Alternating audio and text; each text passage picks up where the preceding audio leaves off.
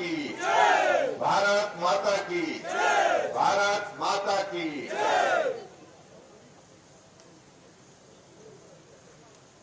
आज के इस कार्यक्रम में जिनका अभी आपने संबोधन सुना, भोरंज विधानसभा क्षेत्र की हमारी लोकप्रिय विधायिका श्रीमती कमलेश कुमारी जी, पूर्व में विधायक रहे और एचआरटीसी के वाइस चेयरमैन भाई विजय अग्निहोत्री जी, हमारे जिला के अध्यक्ष और पूर्व में विधायक रहे बड़सर विधानसभा क्षेत्र से भाई बलदेव शर्मा जी, हमारे बीच में हमारे पार्टी के साथी कमल नयन जी, नवीन शर्मा जी, संदीप चौहान जी, मंडल के अध्यक्ष और पार्टी के हमारे बहुत पुराने साथी श्री देशराज शर्मा जी, मंडल के हमारे उपाध्यक्ष श्री सुरजीत जी, महामंत्री अशोक जी, चमन जी, हमारे बीच में यहां पर deputy commissioner Hamirpur, SP Hamirpur, सभी विभागों के अधिकारीगण और उपस्थित सभी भाइयों बहनों, पत्रकार मित्रों,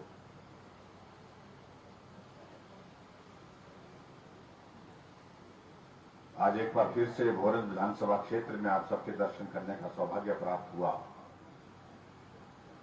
और यहां गर्मी के बावजूद भी, भरपूर गर्मी के बावजूद भी आप लोग इस कार्यक्रम का हिस्सा बने हैं। गर्मजोशी के साथ आप लोगों ने स्वागत किया, अभिनंदन किया। इस कड़ी में आप सबका बहुत बहुत धन्यवाद करता हूं।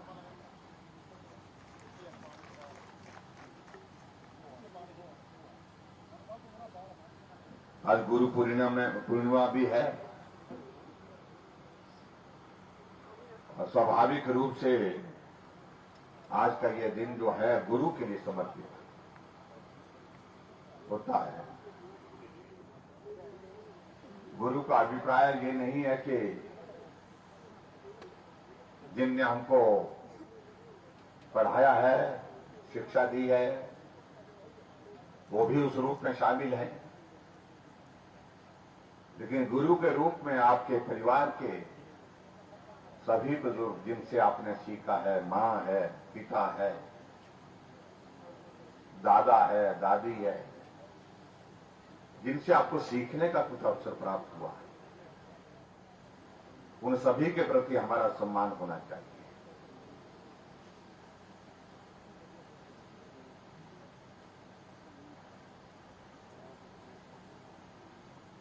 और मेरा ये मानना है कि गुरु का सम्मान जब हम करते हैं तो निश्चित रूप से आगे बढ़ने का रास्ता प्रशस्त होता है। वो कहा जाता है कि गुरु गोविंद दो खड़े, काके लघु पाए, बलिहारी गुरु आपने जिन गोविंद दियो मिलाए। अगर गुरु और गोविंद दोनों साथ में खड़े हैं कि प्रश्न खड़ा हो गया कि अब मैं गुरु के पांव पहले छूं या भगवान के गोविंद के उनके पांव पहले स्पर्श करो। लेकिन मन में भाव स्वतः आता है, अगर गुरु नहीं होते तो मुझे ईश्वर का ज्ञान ही नहीं होता, ईश्वर के अस्तित्व का ज्ञान नहीं होता। और इसलिए पहले गुरु के चरण स्पर्श करने आवश्यक है, जिनकी वजह से मुझे आज ईश्वर का ज्ञान हुआ है, ईश्वर का दर्शन हुआ है। इसलिए गुरु के स्थान को हमेशा हम महत्व दें, गुरु के सम्मान को हम हमेशा बनाए रखें, ये आज की आवश्यकता है।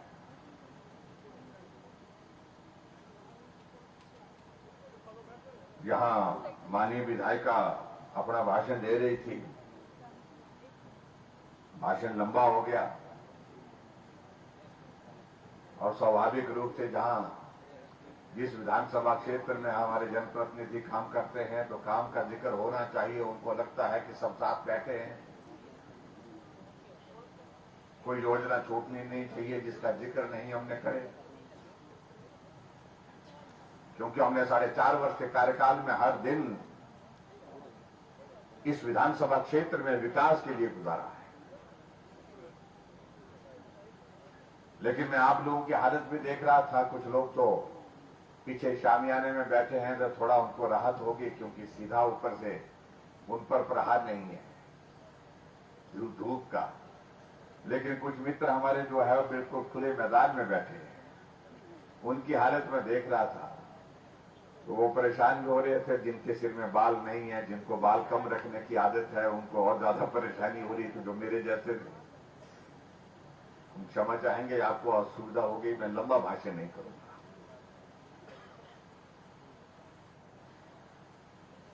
हिमाचल में आप सबके आशीर्वाद से हमारी सरकार बनी, और इस विधानसभा क्षेत्र भोरंज का मैं विशेष तौर से अभिनंदन करना चाहूंगा, धन्यवाद करना चाहूंगा सब साथियों का। 1990 के पश्चात लगातार ये विधानसभा क्षेत्र जो है भारतीय जनता पार्टी के साथ खड़ा रहा।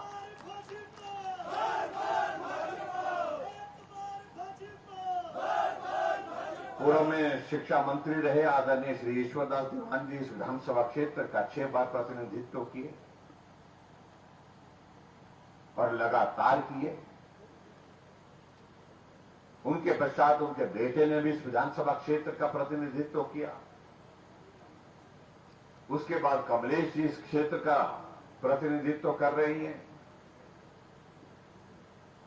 और हिमाचल प्रदेश में बहुत कम विधानसभा क्षेत्र ऐसे हैं जहां लगातार 8 बार भारतीय जनता पार्टी ने जीत हासिल की, और मैं इस बात को कह सकता हूं कि एकमात्र यही है।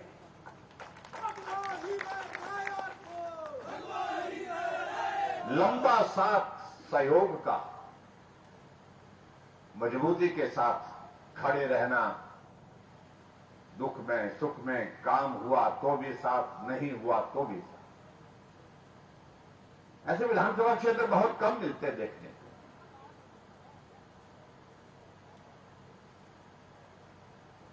और मुझे बहुत अच्छा लगता है जब यहां पर आकर के सब साथियों से, अपने पार्टी के सहयोगी से दर्शन करने का मौका मिलता है, क्योंकि आप सब लोगों से सीखने को भी बहुत मिलता है। एक बार विधायक बनना सरल है, लेकिन बार बार विधायक बनना बहुत कठिन काम है। हम भी पहली बार विधायक बने तो पता ही नहीं लगा, बन गए। लेकिन दूसरी बार तारे दिखाए। लेकिन आज मुझे इस बात की खुशी है कि उस विधानसभा क्षेत्र में हम भी आगे बढ़ते बढ़ते जो है वो जीतते रहे। 5वीं बार हमारी जीत उस विधानसभा क्षेत्र में हुई है, और उस विधानसभा क्षेत्र का भी हमारा जो है एक बहुत बड़ा योगदान उस दृष्टि से रहा है, जहां पार्टी की जमानत जब्त होती थी। मेरे वहां पर बोलते थे, पार्टी को, भाजपा को बोलते थे जमानत जब्त पार्टी, ऐसे बोलते थे कभी। कमलेश जी कह रहे थे इस विधानसभा क्षेत्र में, चाहे वो पेयजल योजनाओं की बात है, चाहे वो हमारे इस डिग्री कॉलेज की बात है, चाहे और सड़कों की बात है, चाहे विकास के अन्य कार्यक्रमों की बात है, तो इस विधानसभा क्षेत्र में लगातार पिछले 1990 के पश्चात अगर सबसे बड़ा योगदान रहा तो भारतीय जनता पार्टी की सरकारों का रहा।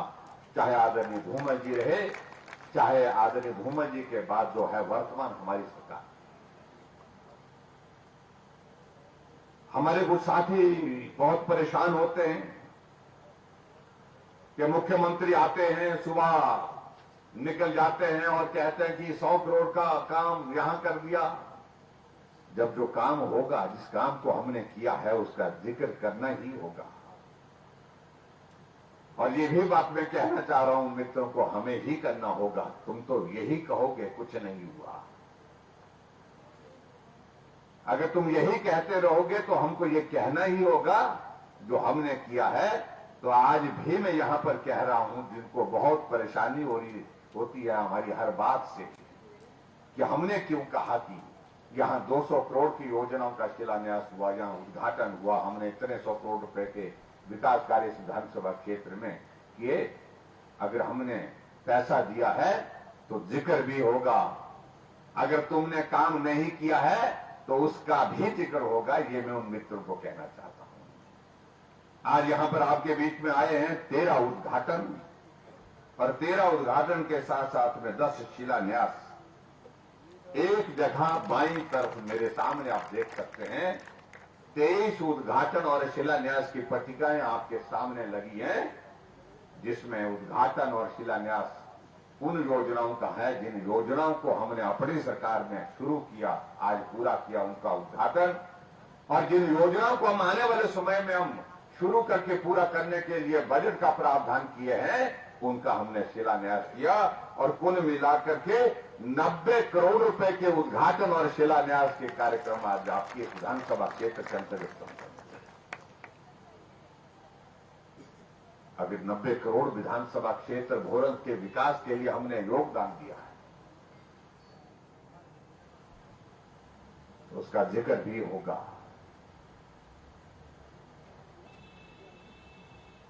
और जब जिक्र होगा तो निश्चित रूप से जिन लोगों ने इस विधानसभा क्षेत्र में कुछ नहीं किया है, उनको दर्द भी होगा, और उनको दर्द हो रहा है, उनकी परेशानी यही बन रही है।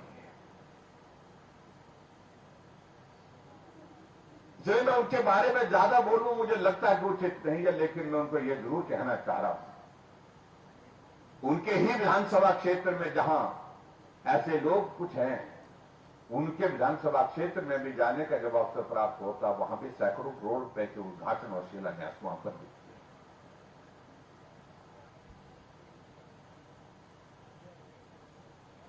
साढ़े 4 वर्ष के इस कार्यकाल में हमने हर क्षेत्र में विकास को गति देने की कोशिश की, और मुझे इस बात की प्रसन्नता है कि हिमाचल छोटा प्रदेश, लेकिन देश के यशस्वी प्रधानमंत्री नरेंद्र भाई मोदी जी के दिल के करीब। छोटा प्रदेश लेकिन बड़ा सम्मान हमेशा हिमाचल प्रदेश को प्राप्त हुआ है। आज हमारी पार्टी के राष्ट्रीय अध्यक्ष इसी लोकसभा क्षेत्र से हैं, आदरणीय जगत प्रकाश नड्डा जी। हिमाचल कभी कल्पना नहीं कर सकता था कि छोटे से प्रदेश से हमारे राष्ट्रीय अध्यक्ष होंगे पार्टी के, और उस पार्टी के जो पार्टी देश की नहीं दुनिया की सबसे बड़ी पार्टी है। आज इसी लोकसभा क्षेत्र से सांसद के रूप में और केंद्रीय मंत्री के रूप में महत्वपूर्ण महकमे में अनुराग ठाकुर जी हैं। हिमाचल को सम्मान मिला है, और हिमाचल के विकास के लिए योगदान सभी नेता एकजुट होकर के काम करते हैं। लेकिन कई बार विचित्र लगता है कि हमारे कुछ साथी ऐसे कहना शुरू कर देते हैं कि प्रधानमंत्री जी आए थे लेकिन दिया कुछ नहीं, और कहते प्रधानमंत्री जी आए थे कि मुख्यमंत्री जी ने मांगा कुछ नहीं। अगर मांगने की जरूरत मंच पर से पड़ती तो मांगते बिना मांगे हिमाचल प्रदेश को हमको 4.5 वर्षों में 10,000 करोड़ रुपए से ज्यादा के विकास कार्य हिमाचल प्रदेश को मिले।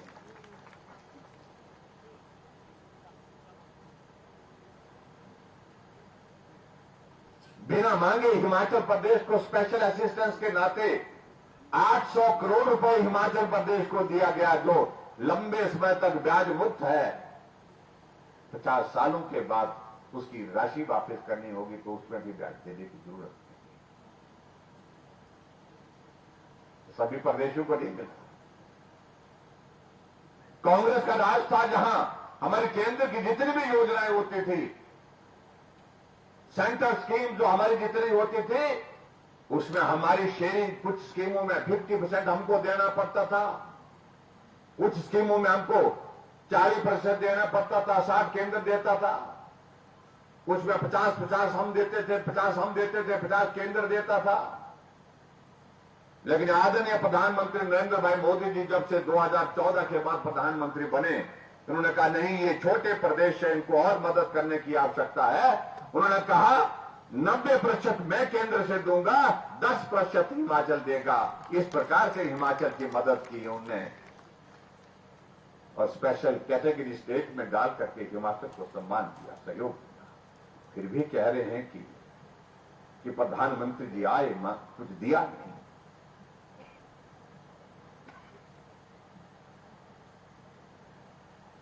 हमारे तो 4.5 वर्ष के कार्यकाल में हिमाचल में प्रधानमंत्री जी का 7 बार आना हो गया, और कांग्रेस की सरकार थी 5 वर्षों में 1 बार प्रधानमंत्री जी आए शिमला के रिज के मैदान में, और ठंडी हवा के झोंके वहां पर चल रहे थे, उसमें नींद के झोंके उनको लग रहे। और हमारे प्रधानमंत्री जी आते हैं शिमला के रिज के मैदान में जाने से पहले जैसे वो माल रोड पर पहुंचते हैं, अपनी गाड़ी छोड़ करके निकल पड़ते हैं। अरे ये वो माल रोड है जहां मैं वर्षों तक पैदल चलता रहता था, लोगों को मिलता था, लोगों ने उनका अभिनंदन किया, स्वागत किया, वहां पर फूल मालाओं से, पुष्प वर्षा से। और नरेंद्र भाई मोदी जी पैदल चल करके स्कैंडल पॉइंट से जाकर के रानी झांसी पार्क तक पैदल जाकर के लोगों का अभिनंदन, अभिवादन स्वीकार करते थे। कई प्रधानमंत्री आए, कई सभाएं रिज के मैदान में हुई, लेकिन कोई प्रधानमंत्री माल रोड पर पैदल चल करके एक कोने से दूसरे कोने पर नहीं पहुंचा। इसे क्या लगता है? इसे एक चीज लगती है कि प्रधानमंत्री जी का हिमाचल के साथ किस प्रकार का स्नेह है, किस प्रकार का उनका लगाव हिमाचल के लोगों के साथ है। इस बात को समझने की आवश्यकता है। अगर वो उनके कांग्रेस के मित्रों को अगर समझ नहीं आ रही है, तो मुझे लगता है कि आने वाले समय में लोग उनको समझा देंगे, जैसे पूरे देश भर में कांग्रेस को एक एक अक्षर समझा दिया कि क्या मतलब होता है, देश के प्रधानमंत्री का अभिप्राय क्या होता है। ये वो प्रधानमंत्री हैं नरेंद्र भाई मोदी जी, जहां विदेश जाते हैं, उनकी एक झलक पाने के लिए दुनिया कतारों में खड़े, घंटों में खड़े रहकर के उनका इंतजार करती है। और एक प्रधानमंत्री वो भी थे जो 10 वर्ष रहे, जो अंतर्राष्ट्रीय किसी मंच पर खड़े भी होते थे, वो मंच का कोना बनकर के रह जाते थे। और आज हमारे प्रधानमंत्री जाते हैं, मंच का कोना नहीं, मंच का केंद्र बनते हैं। जहां प्रधानमंत्री नरेंद्र भाई मोदी जी खड़े होते हैं, दुनिया भर के लीडर, दुनिया भर के नेता अपने पांव को रोक नहीं पाते हैं, उनकी तरफ बढ़ते हैं, स्वतः अपने पांव बढ़ करके उनके प्रधानमंत्री जी से मिलने की इच्छा होती है। ये अंतर है जो कांग्रेस को समझ तो अच्छी तरह से आ गया है, लेकिन उसके बावजूद जो है स्वीकार करने में परेशानी।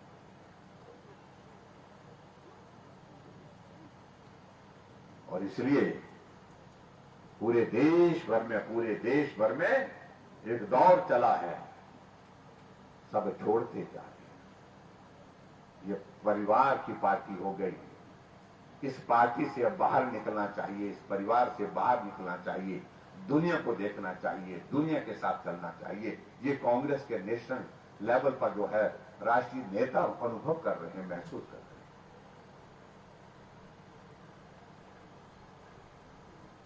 भाइयों बहनों, यहां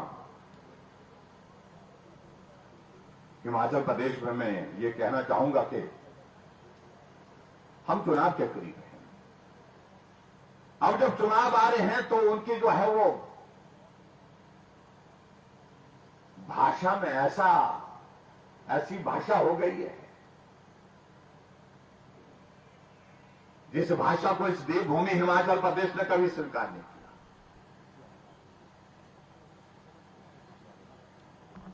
हिमाचल को देवभूमि कहा जाता है, इसलिए कहा जाता है देवभूमि क्योंकि यहां के लोग भी देवतुल्य हैं। यहां के लोगों की भी एक संस्कृति है, संस्कृति और संस्कार है।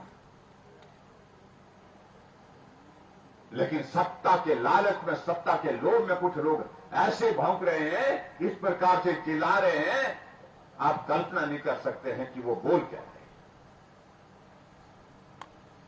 तमाशा बनकर के रह गए।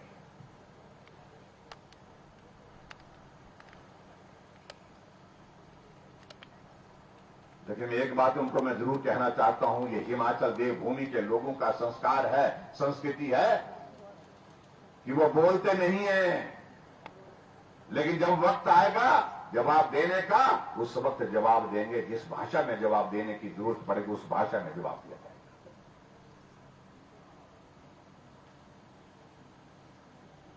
लोगों को लगता है कि ज्यादा चीखेंगे तो बड़े नेता बन जाएंगे।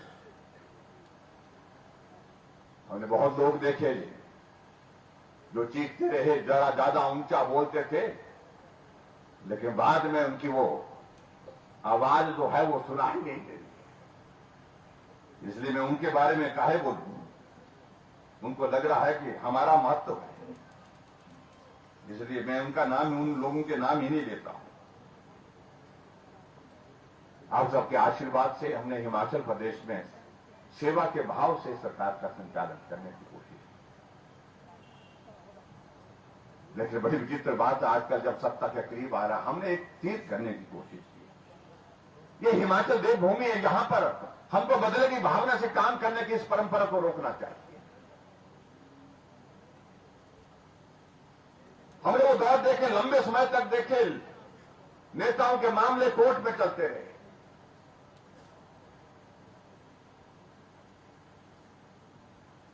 और काम नहीं कर पाए, क्योंकि ज्यादा वक्त उसी में गुजर जाता। आज किस कोर्ट में पेशी है, कल किस कोर्ट में पेशी होगी, आज कौन वकील देना है, कल कौन वकील देना है। हमें इस परंपरा को बंद करना चाहिए। हमें लोगों ने काम के लिए चुना है और काम करने के लिए, सेवा के लिए चुना है। हम इस हिमाचल प्रदेश में लोगों की सेवा करने की कोशिश करेंगे, इस भाव के साथ हमने काम करने की कोशिश की। और आज मैं ये भी मैं कहना चाह रहा हूं, कुछ लोग जो अपना ऐसा महसूस कर रहे हैं कि हम आ रहे हैं, हम आएंगे तो हम सब कुछ बोलते हैं, हम इसकी भी जांच करेंगे, उसकी भी जांच करेंगे, ऐसा भी करेंगे, वैसे भी करेंगे, सारी स्कीमें बंद कर देंगे, जयराम की बोलते हैं।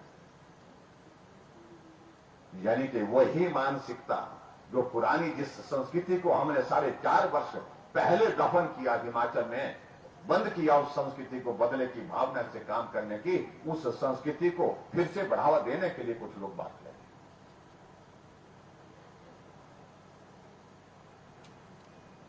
हमारी योजना से परेशानी है। हमने बुजुर्गों के लिए पेंशन का प्रावधान किया। हमने कहा पहले 70 साल से ऊपर सभी बुजुर्गों के लिए पेंशन का प्रावधान, अब हमने तय किया कि 60 साल के ऊपर के लिए बुजुर्गों का पेंशन का प्रावधान। पहले 4 लाख लोगों को पेंशन मिलती थी, अब मेरे हिमाचल प्रदेश में मेरी सरकार में 7 लाख लोगों को हम पेंशन दे रहे हैं। पहले 400 करोड़ रुपए खर्च करते थे, अब हम 1300 करोड़ रुपए खर्च कर रहे हैं। लेकिन वो कह रहे हैं कि हम आएंगे तो बंद करेंगे। उन बुजुर्गों को आशीर्वाद, जिन बुजुर्गों के आशीर्वाद से उनने इस दुनिया को देखा है, समझा है, सीखा, कम से कम उनके प्रति तो कम से कम सम्मान रखना चाहिए। हर मंच से बोलता है एक नेता, बंद करेंगे बोलते हैं। हमने कहा जब आएंगे तो करेंगे ना, जब आएंगे ही नहीं तो बंद तो तुम्हारा ही होगा, जो कुछ भी होगा।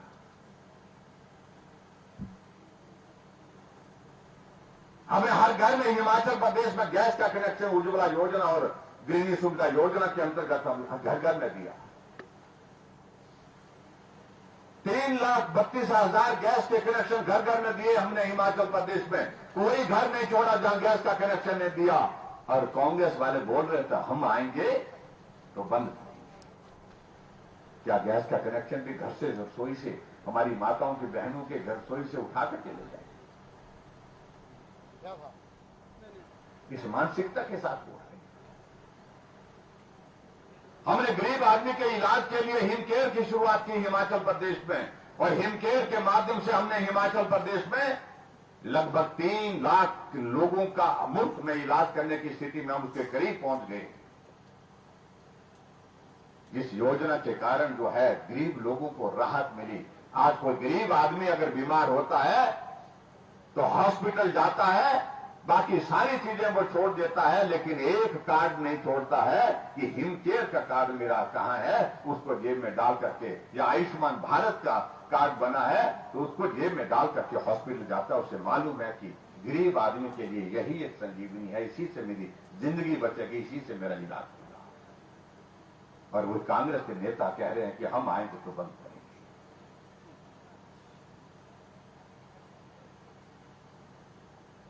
हमने गरीब परिवार की उस बेटी के लिए जो बीपीएल परिवार की है, गरीब है, अपना मां बाप का घर छोड़ करके दूसरे के घर में जिस दिन जाएगी, हमने शगुन योजना शुरू की। जिस दिन उस बेटी की शादी के लिए जब शादी होगी, उस दिन जो है उस बेटी के लिए जो है हम शगुन योजना के अंतर्गत उसकी मदद के लिए हम 31,000 रुपए हम अपनी ओर से देंगे, शगुन के रूप में देंगे। और वो कह रहे हैं कि अगर हमारी सरकार आएगी तो बेटी का शगुन भी बंद कर देंगे। ऐसी सरकार को आने का अवसर देना चाहिए कि नहीं देना चाहिए, ये सारी बातें सोचने की हैं।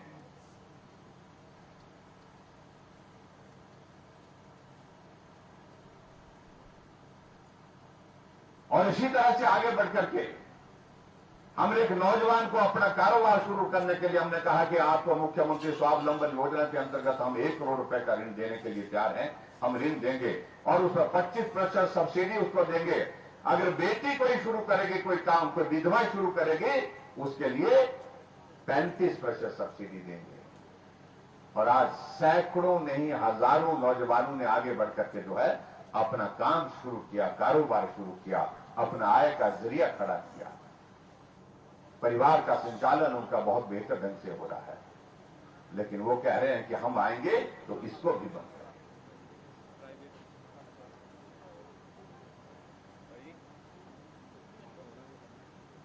यहां महिलाओं की संख्या है, आबादी का 50%। आज कार्यक्रम में भी देख रहा हूं लगभग 50% की लगभग महिलाएं।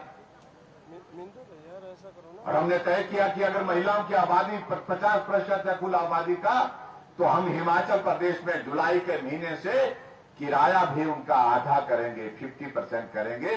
और उसकी शुरुआत की हमने हिमाचल प्रदेश के धर्मशाला से हमने उसकी शुरुआत की। और शुरुआत करने के बाद कांग्रेस के नेता कहते हैं कि हमारी सरकार बनेगी तो हम बंद करेंगे। कहा कि मुफ्तखोर बना दिया। कम से कम हिमाचल प्रदेश के लोगों के स्वाभिमान को इस प्रकार से अपमानित तो करने का अधिकार नहीं है।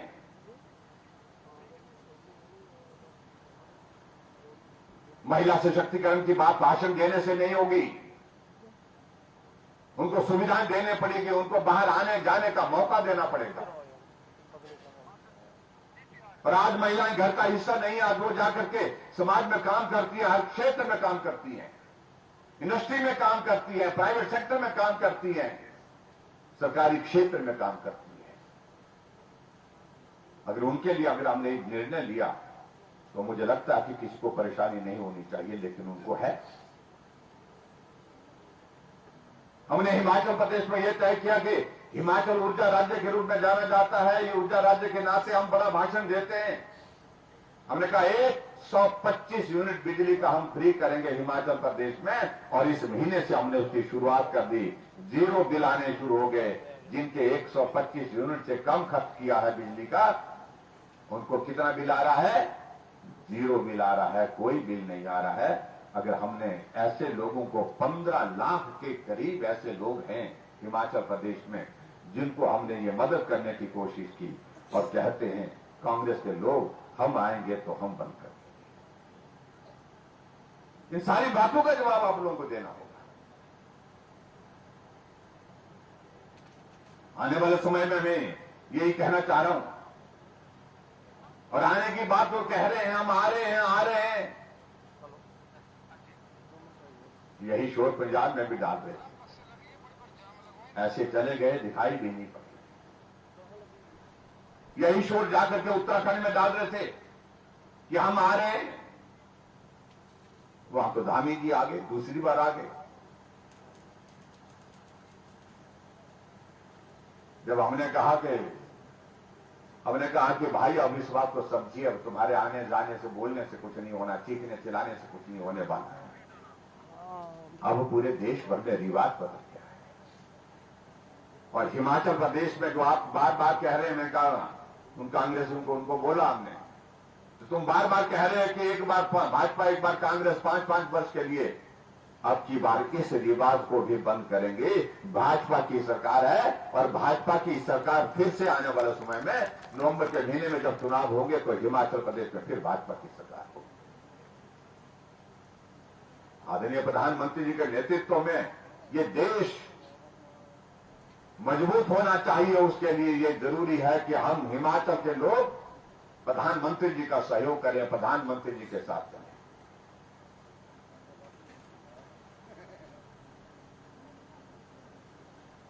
ये आज की आवश्यकता है।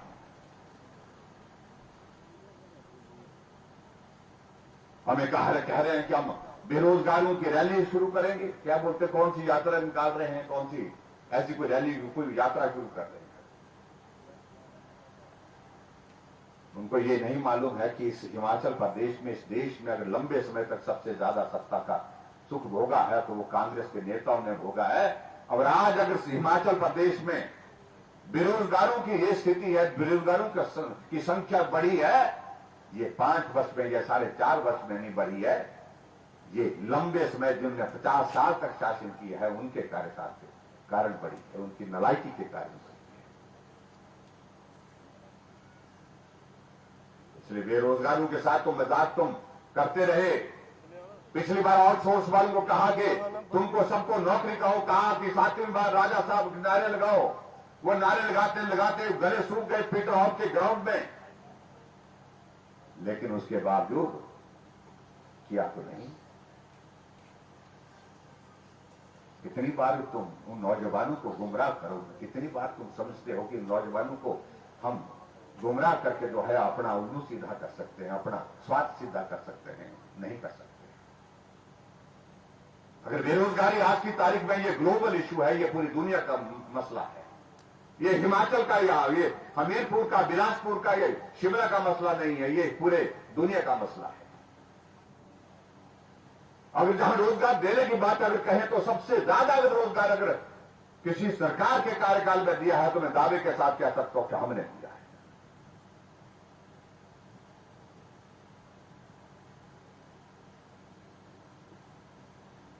तो डालते हैं कि पुलिस की भर्ती, उसका जिक्र कर रहे हैं। भर्ती हो गई, भर्ती का परिणाम निकल गया। हां, पिछली बार जिस प्रकार से जो एक चूक हुई है और उस चूक को सुधारने के लिए हमने जितना सख्त कार्रवाई की है, आज से पहले हिमाचल प्रदेश में कभी कार्रवाई नहीं हुई है। हमने पेपर रद्द कर दिया। जैसे मुझे मालूम पड़ा एसआईटी कॉन्स्टिट्यूट की लगभग 200 के करीब लोग जेल की सलाखों के पीछे हैं। सीबीआई के लिए हमने जांच के आदेश दिए हैं, सीबीआई के स्पुट कर दिया। अब कोर्ट में चार्जशीट भी हमने प्रस्तुत करने के लिए कह दिया। और उसके बाद क्या कर सकते हैं? अगली कार्रवाई निश्चित रूप से करेंगे। जो दोषी होंगे वो उनको नहीं बख्शा जाएगा। लेकिन इनकी सरकार के दौरान इस प्रकार के घपले होते रहे, भर्तियों में चिट्ठों पर भर्तियां होती रही। कोई मामला दर्ज हुआ, नहीं होने देते थे। दबा दो, खत्म कर दो, नहीं कुछ नहीं करना, कुछ नहीं करना। हमने कहा निष्पक्ष जांच होनी चाहिए और जांच तभी होगी जब सख्त कार्रवाई करेंगे। हमने सख्त कार्रवाई की। इनके जमाने की पुलिस की भर्ती के मामले को लेकर के हमको कार्रवाई करनी पड़ी सरकार में आकर के उन दोषियों के खिलाफ जो वहां पर पुलिस पेपर के मामले में इन्वॉल्व थे।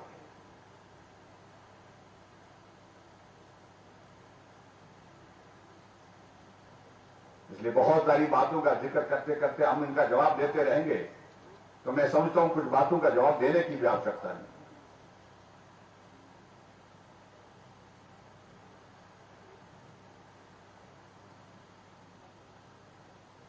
आज भाई और बहनों, जहां भोरंज विधानसभा क्षेत्र में आप सबके बीच में आकर के हम देख रहे हैं कि हर क्षेत्र में यहां पर काम हुआ है। यहां लंबे समय तक सत्ता जो है वो हिमाचल प्रदेश में कांग्रेस की रही, लेकिन फिर भी उसके बावजूद इस विधानसभा क्षेत्र में जो विकास कार्य होने चाहिए, जब आया था पिछली बार कहा कि पीडब्ल्यू का डिवीजन चाहिए, आईपीएस का चाहिए। मैंने कहा एक साथ दोनों ले लो, पीडब्ल्यू का भी ले लो और आईपीएस का भी, जल शक्ति का भी 2 डिवीजन ले लो। और उसके बाद यहां पूछ रहे हैं, हमसे पूछ रहे हैं कि जयराम ने क्या किया। आप लोगों ने यहां कहा कि हॉस्पिटल बड़ा होना चाहिए, ये हॉस्पिटल में 100 बेड की कैपेसिटी होनी चाहिए, इस हॉस्पिटल का भोरन के हॉस्पिटल का जो है वो दर्जा बनना चाहिए, इसका जो है वो भवन बनना चाहिए। हमने 16 करोड़ रुपए देकर के भवन के निर्माण की प्रक्रिया शुरू की है। मुझे लगता है कि बहुत जल्दी वो भवन बन करके तैयार होगा। और इसके अतिरिक्त और दूसरे भवन के लिए भी वहां पर बात आ रही है, जिसका जिक्र यहां पर विधायिका जी ने किया है। निश्चित रूप से उस पर भी हम सहयोग करेंगे, जो भी कर सकते हैं वो करेंगे, ये मैं कहना चाहता हूं। 24 करोड़ रुपए उसमें लेकर के जो है उसका कार्य भी शिलान्यास हो गया। उसका आज किया सॉरी, मेरे ध्यान से निकल गया, आज उसका शिलान्यास किया। कोई जवाब है उनके पास? आखिरकार वो लोग जो प्रश्न पूछने की हिम्मत करते हैं, जरूरत करते हैं। बड़ी विचित्र परिस्थिति है। पार्टी एक है, प्रधान यहां पर जो है कितने बनाए हुए हैं? एक प्रधान है, चार वर्किंग प्रेसिडेंट है। जो पार्टी पूरे देश में समाप्त होगी, उसका बोझ उठाने के लिए एक प्रदेश में एक प्रधान के साथ साथ में 4 वर्किंग प्रेसिडेंट बना के रखे, और चारों वर्किंग प्रेसिडेंट हर गाड़ी में डाल करके ले जा रहे हैं और कार्यक्रमों में जा रहे हैं। और किसके गले में ज्यादा हाथ डालने की वो वहां होड़ लगी है, सब अपनी अपनी गर्दन आगे करके कह रहे हैं कि भाई मेरी गर्दन में डालो, मेरी गर्दन मेरे यहां पर डालो। और सभी अपने अपने नारे लगाने के लिए बोल रहे हैं कि नारे लगा पीछे से बोल रहा है। नारे क्या लगा रहे? 4 मुख्यमंत्री, 5 मुख्यमंत्री, हर जिले में मुख्यमंत्री। तमाशा बता। और कुछ जगह तो ये स्थिति है कि किन्नौर में गए तो आलम ये हो गया, मेरे पुलिस विभाग के अधिकारियों को जाकर के वहां पर सिर माथा फोड़ने से जो आपस में लड़ाई चल रही थी उसको रोकना पड़ा।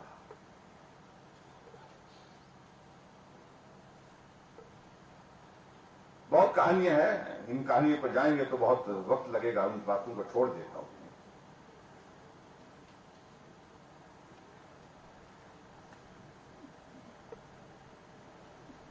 कुछ बातों का जिक्र यहां पर हुआ, हालांकि बहुत सारे काम हो गए, उसके बावजूद भी कुछ बातों का जिक्र ये कह रहे हैं कि भी यहां ये होना चाहिए।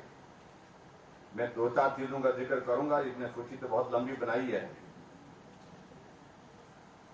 एक तो सबसे बड़ी बात है कि यहां इस विधानसभा क्षेत्र में कुछ स्कूलों का दर्जा बढ़ाने की बात कही गई है,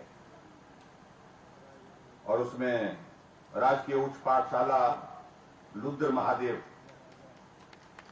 आए हैं। कुछ लोग ने ताली बजाई, सुन रहा हूं मैं ताली बजाई, तो थोड़े लोगों ने बजाई।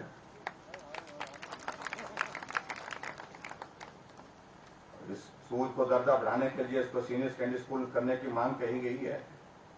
मांग सही है क्या? तालीम से मालूम पड़ेगा। मांग सही के करीब लग रही है, पूरी सही नहीं है।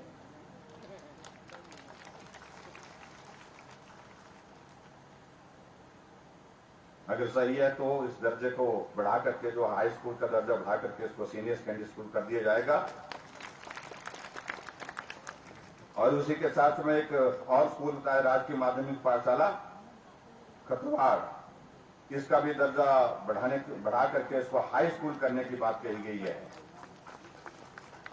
अब आप थोड़ा, मुझे लगता है कि सीख गए कि अब तालीम जानी पड़ेगी। जहां आप की तालियां रुक जाएंगे वहां मैं भी रुक जाऊंगा। तो इसलिए खतरवाड़ का जो है ये माध्यमिक स्कूल है, मिडिल स्कूल है, इसको अपग्रेड करके मैं हाई स्कूल करने की भी यहां पर घोषणा करता हूं।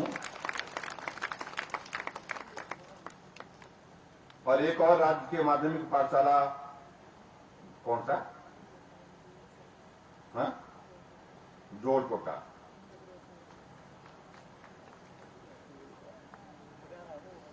ये वाला है कि ये वाला? दो करेंगे, एक करना। इनका दोनों का, नगरोटा गाजिया और जोड़कोटा का दोनों का जस्टिफिकेशन बननी चाहिए, डिस्टेंस और इसके हिसाब से जो है स्टूडेंट की स्ट्रेंथ के हिसाब से, और इन दोनों को भी हम कंसिडर करेंगे। ये भी मैं आपके बीच में कहना चाहता हूं, उनको भी करेंगे।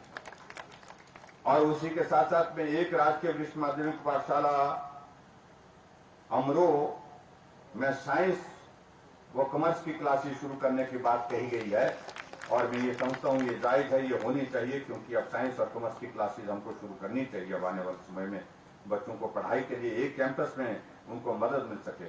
और इसी के अतिरिक्त और आज के वरिष्ठ माध्यमिक पाठशाला भुक्कड़ में कॉमर्स की क्लासेस भी शुरू करने की मैं यहाँ पर घोषणा करता हूँ।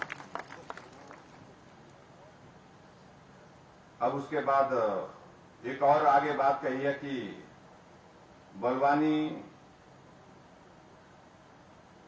व टिक्कर खतरिया में कहा गया कि अनाज भंडारण के लिए जो है यहाँ पर जो गोडाउन जो होते हैं हमारे अनाज के, उनको यहाँ पर बनाने की मांग कही गई है। इनको मैं हमारा फूड डिपार्टमेंट जो है वो उसके साथ हम बात करेंगे। हम निश्चित रूप से जस्टिफिकेशन अगर दोनों जगह की बनेगी तो दोनों जगह करेंगे, नहीं तो एक जगह निश्चित रूप से हम करेंगे।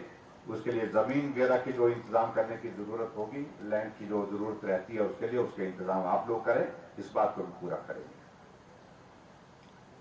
एक और बात यहां पर कही गई कि एक जगह है हमारा करहा, और यहां पर एक बात कही गई कि एक हेल्थ सब सेंटर यहां पर खोलना चाहिए। हालांकि हेल्थ सब सेंटर की मुझे लगता है कि बहुत ऐसे इलाकों में जरूरत रहती है जहां बहुत इंटीरियर है, जहां स्वास्थ्य की कोई सुविधा नहीं है, वहां पर करते। ये कोई इलाका मेरे को बड़ा तो इंटीरियर नहीं है,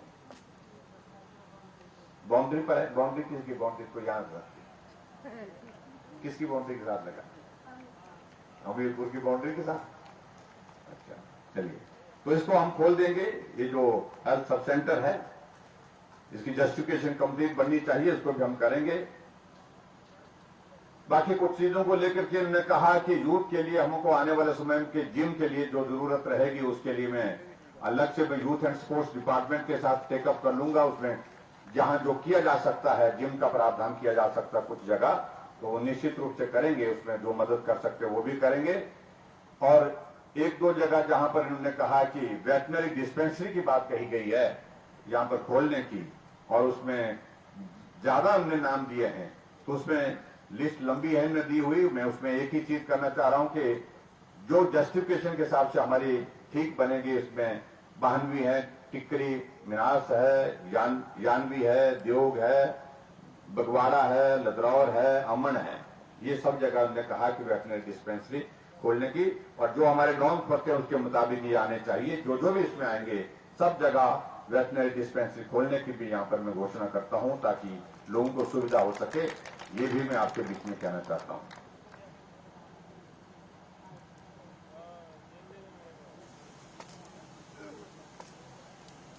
एक जो आयुर्वेदिक हेल्थ सेंटर की बात कही गई है यहां पर जो है बराड़ा में, बराड़ा से कोई आया नहीं यहां पर, पूछने के बाद में कर लेंगे। कोई आए हैं? थोड़े आए हैं।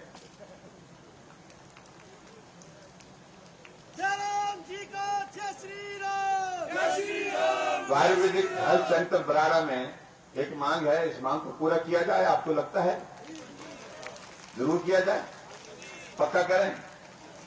ठीक है, चलो। तो आयुर्वेदिक हेल्थ सेंटर बराड़ा खोल देंगे, जिसके लिए भी आप सबको बहुत बधाई।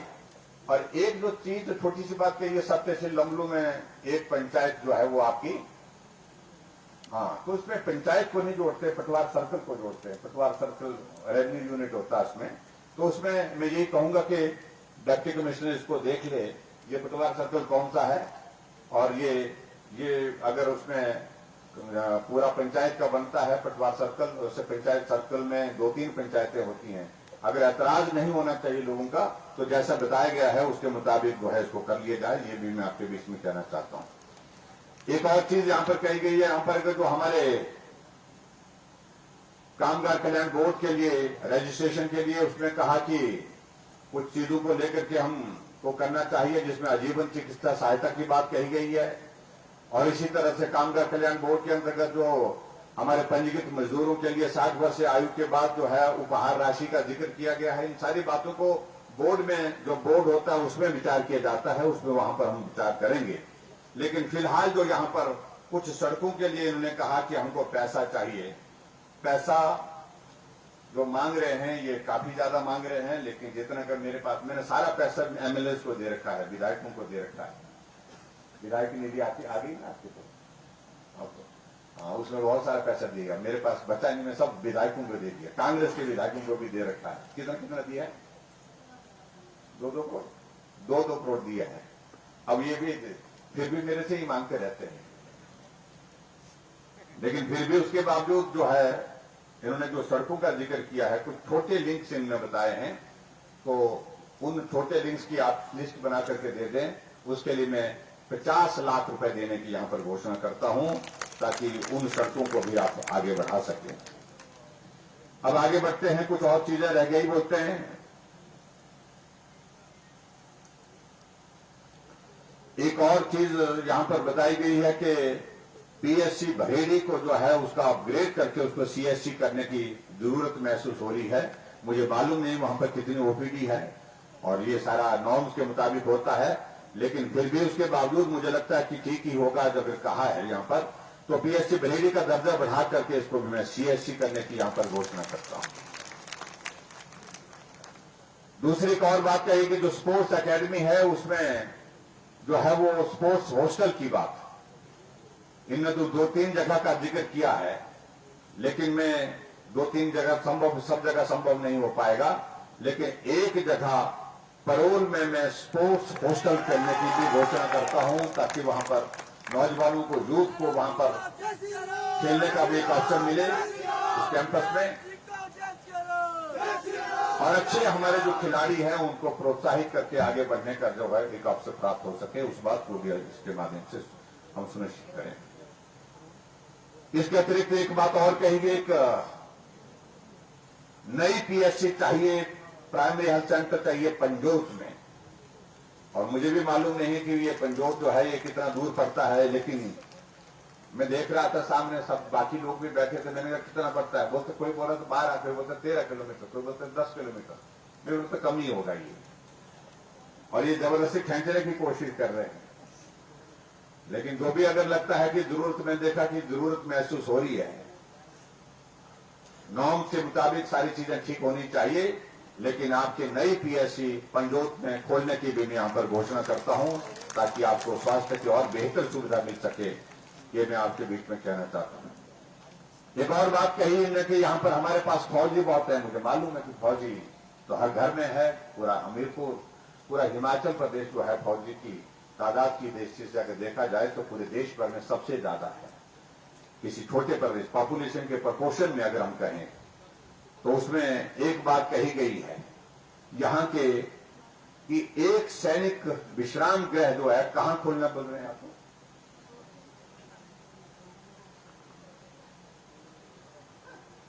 अभी जगह न तय करनी है, भोरंज के करीब जहां जगह मिलेगी बोलते हैं, आप जगह का इंतजाम करें। और मेरा भी इस बात को लेकर के मानना है कि हमारे सेना में जिन लोगों ने अपने जीवन का बहुमूल्य समय दिया है, जवानी का समय दिया है देश की रक्षा के लिए, देश के लिए, उनको निश्चित रूप से एक सैनिक विश्राम गृह हम आपको बना करके देंगे। स्थान का चयन आप लोग जो है वो जहां करना होगा उसका कर लें, ताकि ठीक प्रकार से जय श्री राम, जय श्री राम, जय राम जी को जय श्री राम, जय श्री राम, जय श्री राम। और आपके यहीं हमीरपुर से है शहीद अंकुर ठाकुर जी के इस पे मैं आया था, परिवार वालों से मिलना भी हुआ, और परिवार वालों के मिलने के उपरांत जो उनके आ गए थे, कुछ हमने उसमें से जो स्वीकार कर लिए हैं, और कुछ बातें और भी बात कर रहे थे, उन बातों को लेकर के हम निश्चित रूप से विचार करेंगे, क्योंकि उन्होंने भी अपने जीवन को देश के लिए कुर्बान किया है। एक बहुत बड़ा योगदान उनका रहा है, जिसको हमको सदैव स्मरण करना चाहिए।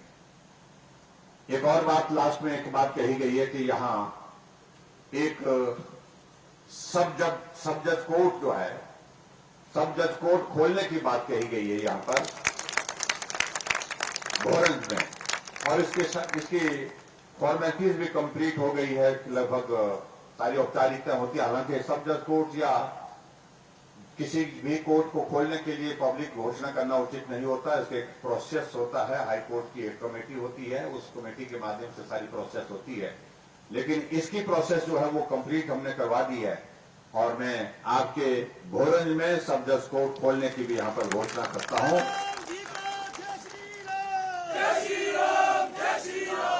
और एक चीज और रह गई, बस आप बैठ जाइए।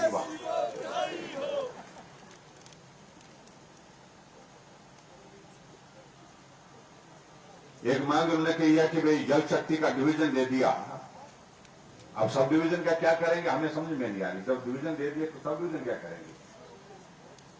तो इलाका कौन सा था भाई वो?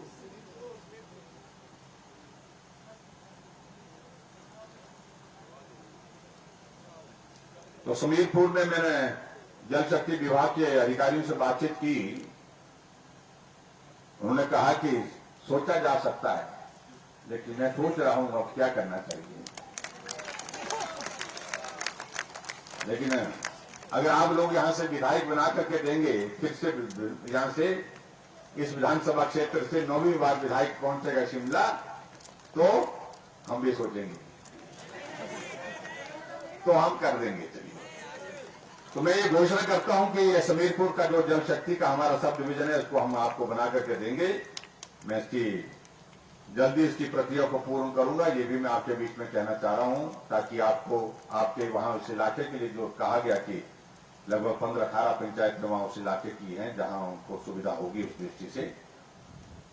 तो मैंने कह दिया कि इस समीरपुर के जल शक्ति विभाग के सब डिवीजन को हम समेकित करेंगे और आपको ये सुविधा निश्चित रूप से मिलेगी, ये भी मैं आपके बीच में कहना चाहता हूं। मेरे को लगता है कि मैंने बहुत सारी चीजों को पूरा कर लिया है, ये पूरी नहीं हो रही। अभी जहां एक चीज को लेकर के इनका कहना है कि यहां पीडब्ल्यूडी का डिवीजन हो गया, आईपीएस का डिवीजन हो गया, अब एक डिवीजन रहा। मेरे विधानसभा क्षेत्र में भी एक डिवीजन नहीं है। और मैं यहां से जाने के बाद अपने इलाके में जाऊंगा तो लोग बोलेंगे तो वहां आपने 3-3 डिवीजन दे दिया, हमको तो अभी दिया ही नहीं। वहां भी झगड़ा डाल देंगे आप। मैंने इसकी प्रपोजल के लिए कहा, इलेक्ट्रिसिटी बोर्ड के लिए जो भोरंज के लिए जो डिवीजन की मांग को लेकर के जो यहां पक्ष रखा गया है, मैंने उसको गंभीरतापूर्वक सुना है। और सुनने के बाद जो प्रपोजल जो वर्कआउट करके लाई जा रही है, उसको जल्दी इसको ला करके जो है, क्योंकि ये बोर्ड में जाता है, इलेक्ट्रिसिटी बोर्ड का जो हमारा जो बोर्ड होता है वहां पर, उस बोर्ड में जाएगा और जैसे बोर्ड की रिकमेंडेशन आएगी इसकी स्वीकृति की। फिलहाल इसमें एरिया जो है वो 3 सब डिवीजन दूसरे डिवीजन में रहेंगे, बक्सर में रहेंगे, और उसके बाद 2 इसमें आ रहे हैं। इस हिसाब से नहीं, अभी कुल मिलाकर के 5 सब डिवीजन है। कितने हैं? 5 है। 5 सब डिवीजन है। 5 सब डिवीजन में से अगर हम इसका वाइफिकेशन करना चाहते हैं, लेकिन मैं इतना जरूर मैं कहना चाहता हूं कि अगर हमने आपको पीडब्ल्यूडी का डिवीजन दिया, जल शक्ति का डिवीजन भी दिया, तो ऐसे में 2 डिवीजन के बाद तीसरे डिवीजन की अगर आप बात कहें, अगर आप मांग कर रहे हैं, तो इसके बदले में हमें कौन सा डिवीजन मिलेगा? तो हमारा डिवीजन फर्स्ट होना चाहिए। होगा, पक्का होगा। तो पक्की बात को सब कहो तब करेंगे। रिकॉर्ड के साथ जीत होनी चाहिए, बड़ी शानदार जीत होनी चाहिए। तो आपके लिए यहां पर विद्युत विभाग का भी डिवीजन हम खोल करके देंगे।